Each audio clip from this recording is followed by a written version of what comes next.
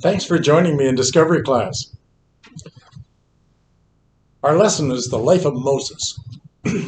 Pour yourself another coffee and sit down and enjoy it. Moses is running for his life.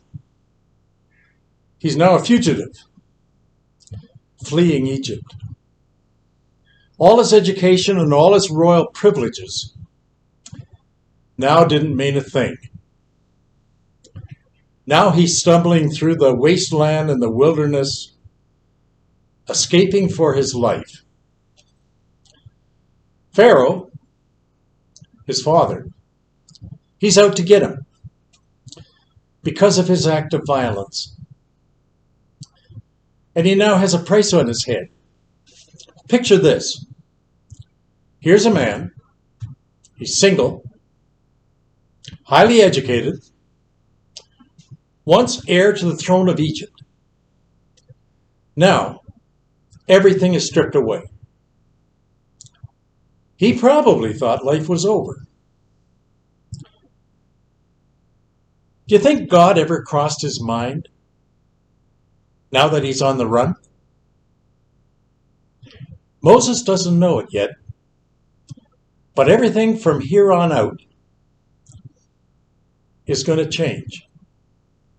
God's going to enter the picture. He's not aware of that. And the whole future of the nation of Israel is going to be placed on his shoulders. And it isn't going to happen unless he crossed this desert into Midian. A.W. Tozer, great preacher of the past, he said this: "A true and safe leader is likely one who has no desire to lead, but is forced into the position of leadership by an inward pressure of God, nudging him by the force of external blunders." Well, he was right. Moses is about to test that definition as his story unfolds. I'll read it for you. 16th verse, starting in chapter 20, Exodus 2. In Midian, Moses sat down by a well.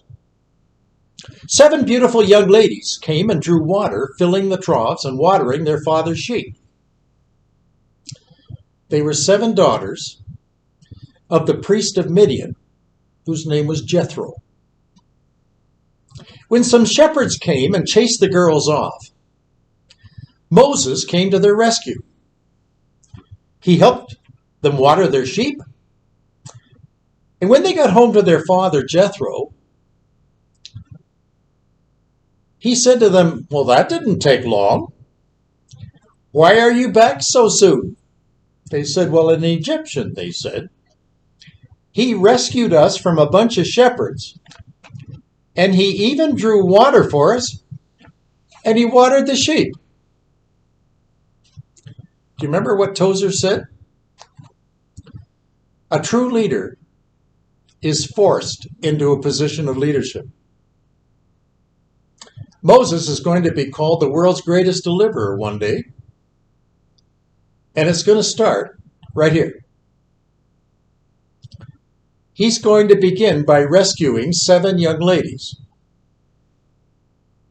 You might even, if you're careful and you read the story, you might see something emerging about his character. Back in Egypt, an Egyptian was assaulting and beating up a Hebrew slave. The slave was helpless to defend himself. Joseph, he saw this. He was only looking on. And what did he do? He was forced to act. He came to the rescue, and he took the slave's side, and he killed the Egyptian. Moses became his deliverer. Now, it's going to happen all over again. Here at the well, as a fugitive on the run. 7 young women watering their flock are attacked by some marauding men. Moses is forced into action again.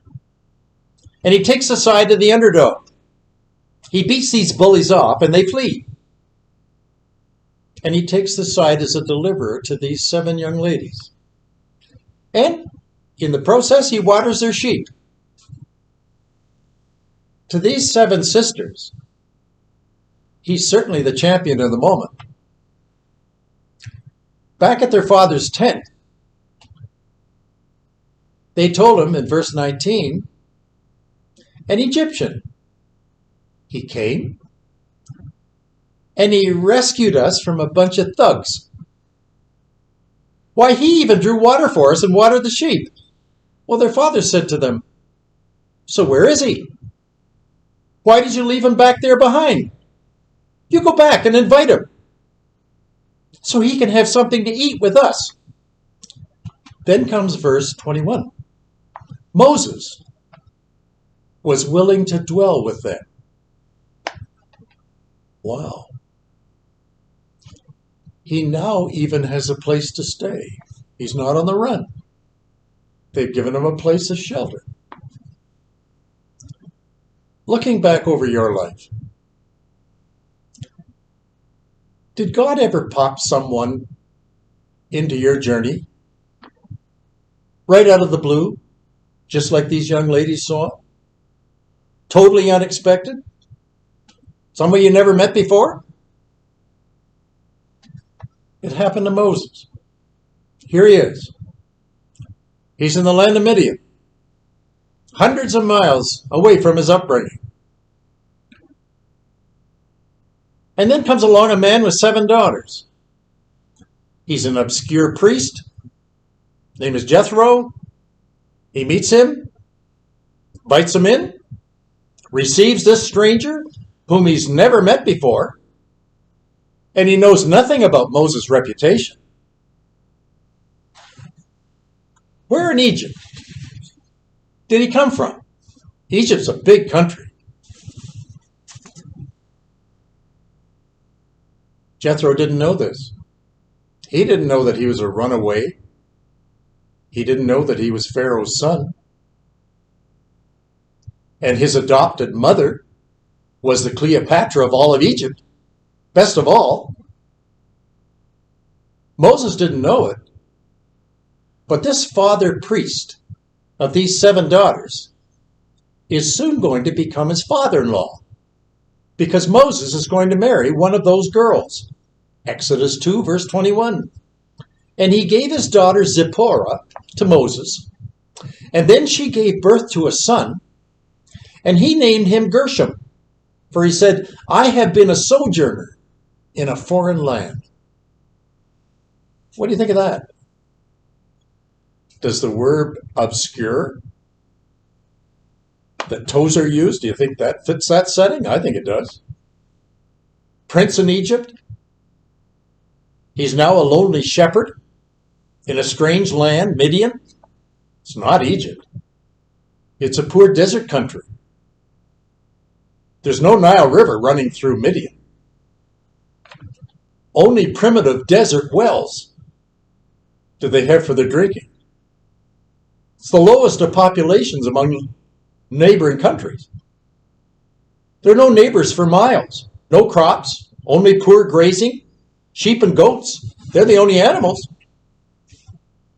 Jethro, his father-in-law, opens his heart to Moses, and he gives him his daughter and says to him, young man, you are welcome here. Come and live with us. When I read the Bible, I'm constantly amazed at how God chooses his workmen. Are you? Paul says in 1 Corinthians 12 that the body of Christ is made up as follows. Some are toes, some are eyes, some are ears, some are kidneys and livers and spleens and bladders and pancreases, parts that are never seen. But the body can't function without them. Leave any of those members out, and the body's in trouble. Moses, now married, now a husband, now a father, now in a foreign country. How obscure. What's going to become of him? His new wife will never be the queen of Egypt. She's only a shepherdess. His new son is called Gershom. His name means sojourner in a foreign land. I think his son just described Moses' new life. From the palace in Egypt to the sojourner in a tent in a desert in Midian. Gershom, sojourner, Moses. That's his life now. He's 40 years of age. As far as Moses is concerned, he's starting his whole life all over again. Every experience in his life up until now has been royal. He had a royal father. He had a royal mother. He had a royal palace. He had a royal education. He had a royal future. Next in line to the throne, he's going to be the next Pharaoh. But that's all gone now. None of that's going to happen. His next 40 years is about to begin. And in his first 40 years of life, he was an Egyptian. Now, he's become a Midianite. Married a Midian. Has a Midian son. Living now in the land of Midian. But Moses, he was born a Jew. Of Jewish parents. In a Jewish ghetto. His parents, they worship Yahweh, the God of the Hebrews. Moses knew who this was. His mother, Jochebed, talked to him every day for the first 4 years of his life. Now, that's a long time ago. That's been far away. Will he ever again connect with his Hebrew roots? Will his mother's God, who she worshipped and trusted, ever connect with Moses? Moses' people back in Egypt, they're right now in bondage. They're slaves. And they're dying under the taskmaster's whip. Who's going to deliver them? Will they ever be free again? They certainly need a General MacArthur. They certainly need a Winston Churchill or an Ike Eisenhower to lead them out. A new land has already been promised to them. Will they ever see it, though? There lies the mystery as Moses begins his next 40 years of his life. Do you think God's going to enter his life? Are the Hebrew people doomed? They're in desperate need of a deliverer. Do you think he'll ever come? Let me tell you a story about a modern-day Moses. And when I tell you this story, I want you to pretend you're this man. And when I tell it to you, it could happen to you. You could be the one that I'm talking about. Let me tell you the story. You'll like this tale because one of you are going to be just like him. His name? Louis Urzu. His nationality? He was from Chile, that country way down at the bottom end of South America. His age? Same age as Moses in this story. His occupation? He was a copper miner working for a small mining company. The date? August the 5th, 2010, 13 years ago. Time of day, 2 o'clock in the afternoon. The location? The Capiapo copper mine. Newspapers around the world that night marked this as their headlines of the news. Breaking news, brand new news. Chilean mining accident. Massive cave-in. 33 men trapped 1/2 mile underground. Condition of the miners? Unknown. Were there any survivors? No one knows. That newscast made world headlines. Reporters and cameras began to arrive at the mine head from many foreign countries the next day. All communication from down below had been destroyed in that accident. So no one knew where they were or their whereabouts of any of those miners. Did any of them survive? If so, how many? Other mining companies in the district, they began to send in help for rescue operations.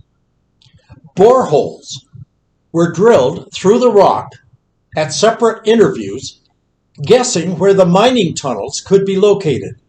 That's hard to do.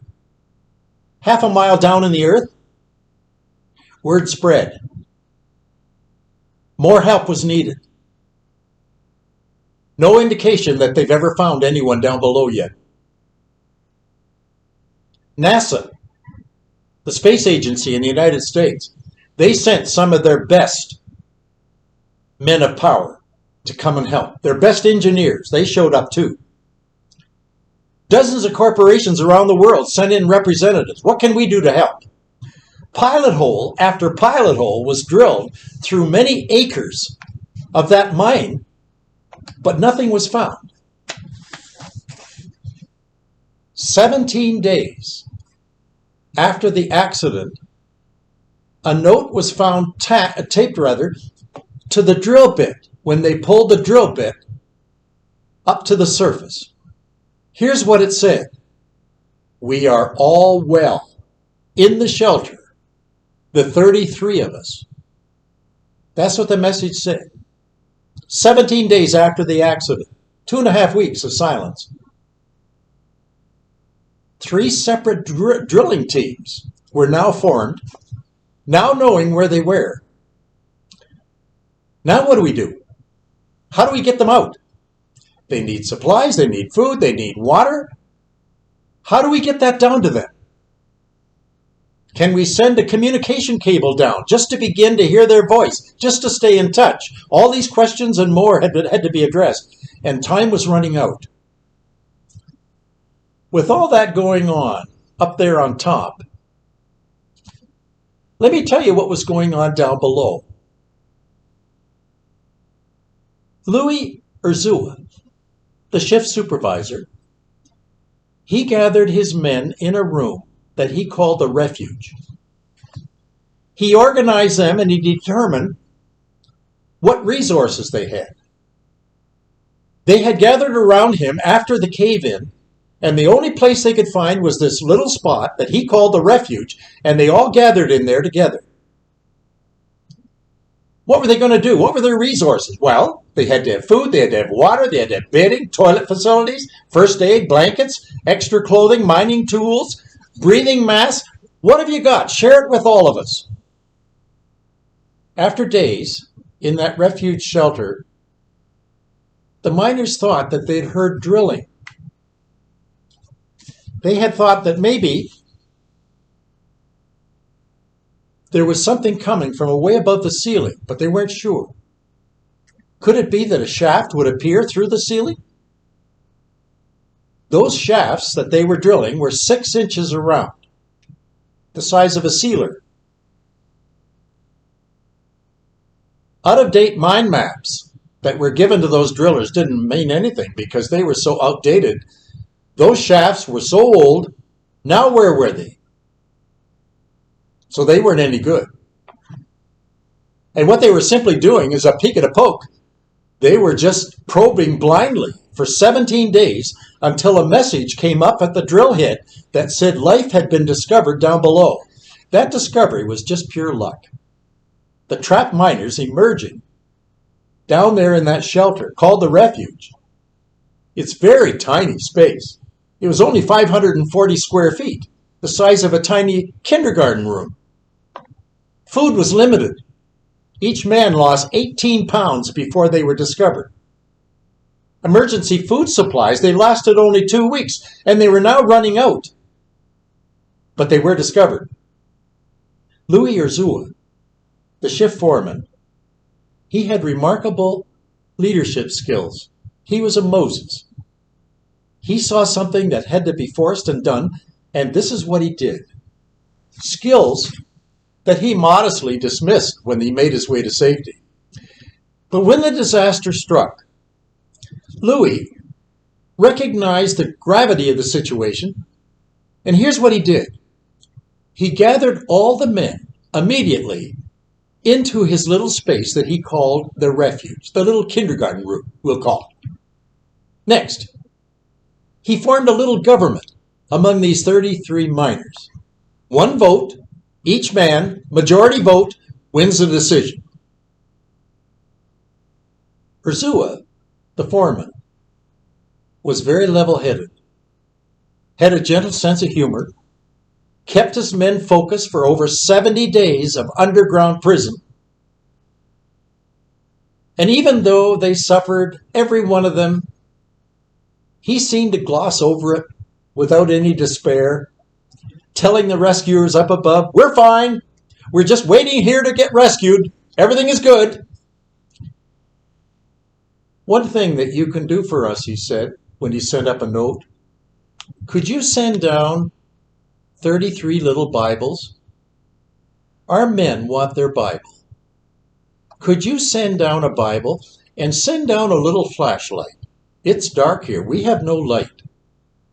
Our men have asked if they could have a little chapel service and a little prayer time each day, and a Bible for their help would be just what they need. Could you do that for us?" They did.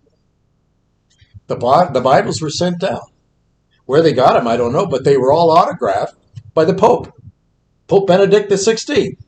Louis Urzua, he set up that little chapel where the scripture could be read daily and the prayers could be said.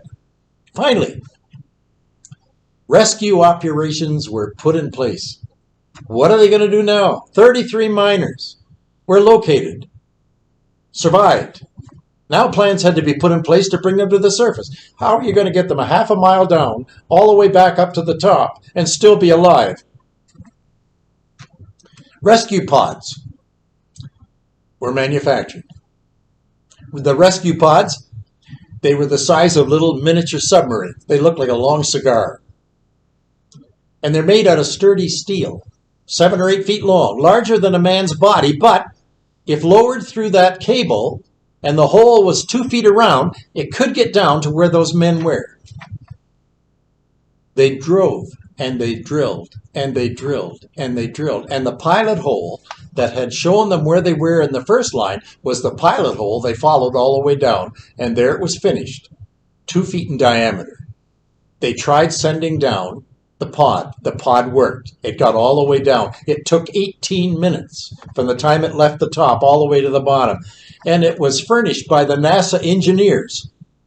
The rescue effort to retrieve those miners began on October the 12th on a Tuesday. And it took those minutes to capsule it down. And the half a mile to the little hiding place called the refuge, they chose 4 men to begin. These men were in good shape. They weren't ill.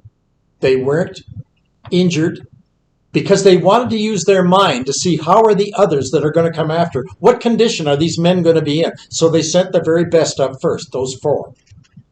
As the capsule disappeared and all the workers on the derrick equipped, they began to sing the Chilean national anthem. The first 4 got, and up they came. They could report on the colleagues down below. Any difficulties and any needed special attention, they were all set when they were brought up to the surface. From then on, the most feeble and those that needed the most emergency attention, they went first, and they came up in that order. Finally, the healthiest ones, the very ones at the tail end, they came up last. The last to appear in the capsule of the 33 was Louis Urzua. The 33 miners, the last to be rescued, all made it to the surface. He was greeted by his weeping son. Then he spoke to the president of the mining company and he said, "I've delivered to you this shift of workers as we agreed I would do." And the president said, "I gladly receive your shift, Louis. Because you completed your duty, leaving last like a good captain. You are not the same after this, and our country will never be the same after this either. Thank you. A rock from that mine disaster was presented to the Queen of England because she had sent representatives to work in that mine disaster. Those 33 miners were trapped for 2.5 months before they were set free. Talk about a deliverer. Every one of those men, when they got to the surface, they said, if it hadn't been for Louis, I don't think we would have made it. Moses is going to be the Louis Urzua in our book of Exodus. His nation, the Jews, have experienced a grave upheaval. They've had a cave-in. They need to be rescued. They've been trapped for over 400 years. They need a deliverer. Moses has all the qualities that are needed to lead them out.